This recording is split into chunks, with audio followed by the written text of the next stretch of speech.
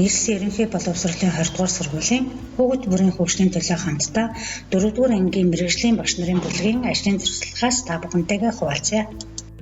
Манай бүлэг багшийн гүйцэтгэлийн үнэлгээний үр дүн, мөн онцлог шалгалтын ахиц бууралтыг хилэлцэн шалгалтуудын даалгаврын гүйцэтгэл бүр дээр анализ дүгнэлт бичиж тулгарч буй асуудлаа тэндээс ирж тодорхойлсон байгаа. Бид онцлог шалгалтын даалгавруудынхаа гүйцэтгэл дээрээс анализ дүгнэлт хийгээд дараах хоёр асуудлыг шийдвэрлэхээр зорин ажилласан байгаа. Нэгдүгээрт нь сурагчид аливаа дасгал даалгаврын заавар болон өгөөдлийг уншиж ойлгохдоо дутмаг учраас даалгаврын гүйцэтгэл муу байна гэж үзсэн.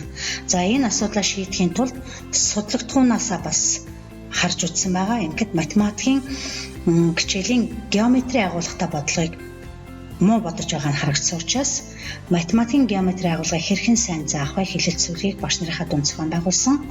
Мөн багш нар даалгавар боловсруулахдаа зураг, диаграм, хэд хэдэн үүлийн дараалал гүйцэтгэж чиглэсэн даалгаврыг боловсруулад ажиллуулах юм бол сурагчдын уншиж ойлгох чадвар нэмэгдэх юм байна гэж үзэж шийдлээ гаргасан байгаа.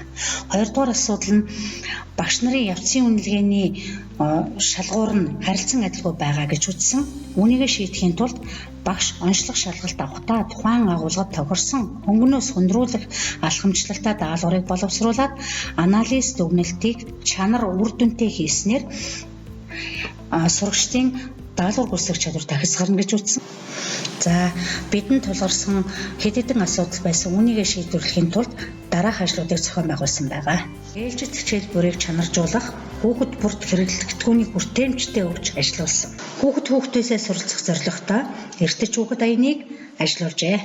Үзэл судалснаа баттган давтах, математикийн үг хэллэгийг тогтоож хэрэглэж хэвших зорилготой чөлөөт самбарыг үр дүнтэй ажилласан. Мэдлэгийг хүүхэд өөрөө бүтээж, эдүг оролцоог нэмэгдүүлэх зорилготой бүтээлч хүүхэд аянг хичээл бүр дээр амжилттай зохион байгуулан ажилласан байна. Бодлого бодох чадвар, даалгаврыг эмх зэгстэй биш тэмдэглэх үйлийг дэмжсэн сонирхолтой геометр хүүхэд бүрийн дэвтэрт аяныг өрнүүлэн ажилласан. Багш бүр арга зүй ур чадвараа сайжруулж түгээн дэлгэрүүлэх зорилготой геометри агуулгыг хэрхэн сайн заах вэ судалгаа хичээлийг 3 уншигтайгаар зааж үр дүнг тооцоо ажилласан.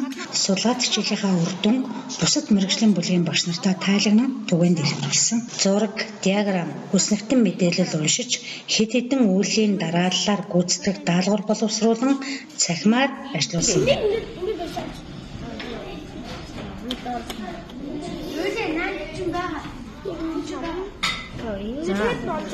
Тийм байна болж байна тий. Сайн байна, тийм байна. За болж шүү. За одоо 11 янзын хэлхээс байна. Чи яаж судалсан? Олон аргаар үзсэн. Тэгээ чи 5-ыг зурсан юм уу те нэмж. Сайн байна. За одоо эн чинь чиний бүтээсэн дэлгээс олоо шүү те. Өшөө тэр. Энэ бас чинийх үү? Энэ гинийг бүтээсэн. Камерах юм. За дүлгөөнөө сайн байна миний хөө. Одоо яг ингэдэг шгэ. Ийм бүтээлч байдаг шгэ бусад хичээлдүүрээ ингээ хандж байгаа. Чи сайн сурч шээ. 2024 оны гүйцэтгэлийн үнэлгээний үр дүн 2023 оны гүйцэтгэлийн үнэлгээний үр дүнтэй харьцуулахад манай бүлгийн багш нарын гүйцэтгэл 17.1% буурсан байсан. Дээрх ажлуудыг харин үе шаттай үр дүнтэй хийснээр 2025 оны гүйцэтгэлээ 2024 оны гүйцэтгэлтэй харьцуулахад 20.2% өссөн. Мэргэжлийн багш нарын бүлгийн гишүүд хамтран ажилласнаар хүүхэд бүрт хүртээмжтэй хэрэглэгдэхүүний сантай болж чадсан. Мөн геометри агуулгатай өгдөл үг хэллэгийг ойлгон хүүхдүүдийн бодлого бодох чадвар ахисан.